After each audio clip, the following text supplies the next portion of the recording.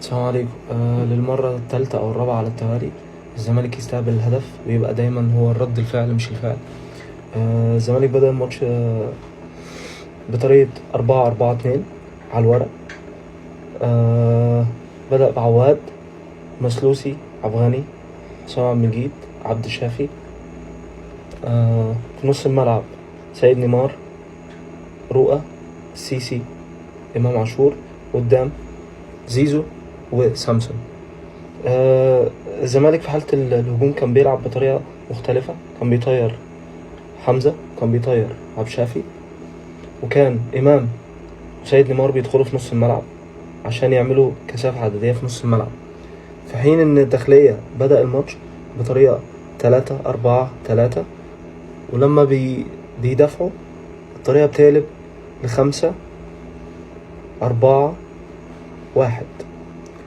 الداخلية الشوط الأول حرفيا كانوا متفوقين جدا في الثنائيات، كان كل كرة تانية كانوا بياخدوها، ودي اللي ساعدتهم ان هم يكللوا مجهودهم ان هم يحطوا الهدف. الزمالك عنده مشكلة جامدة في بناء الهجمة، بطء في بناء الهجمة، فقد الكرة بسرعة، ودي مشكلة كبيرة.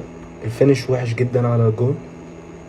الزمالك الشوط التاني عمل تبديلين، نزل مصطفى شلبي ونزل دونجا، ولعب بطريقة 4-2-4، ورجع زيزو للمكان الطبيعي بتاعه على الناحية اليمين، ونزل سيف الجزيري مكان عمرو السيسي، ولعب ب2 راس حربة عشان يستفاد بالعرضيات اللي بتتعمل من الطرفين، مصطفى شلبي أو زيزو. بس للأسف الموضوع ما كانش مجدي. الداخلية قعد لمدة 90 دقيقة تحت الكورة لحد ما الزمالك جاب جون. ماتش سيء للغاية. الزمالك عنده مشاكل كتير، وأكبر مشكلة هتواجه الزمالك الفترة الجاية إن هو عنده جهاز فني ما بيقراش الماتشات كويس، ودي مشكلة كبيرة عند الزمالك، أعتقد لازم يحلوها. الزمالك هيعاني الفترة الجاية، ويا رب الموضوع ما يطولش، وفي يناير يبقى فيه صفقات، خصوصا يبقى في راس حربة، لأن الموضوع فعلا مقلق. أتمنى إن الفرقة فيريرا يكتشف المشكلة فين ويقرا الماتشات كويس.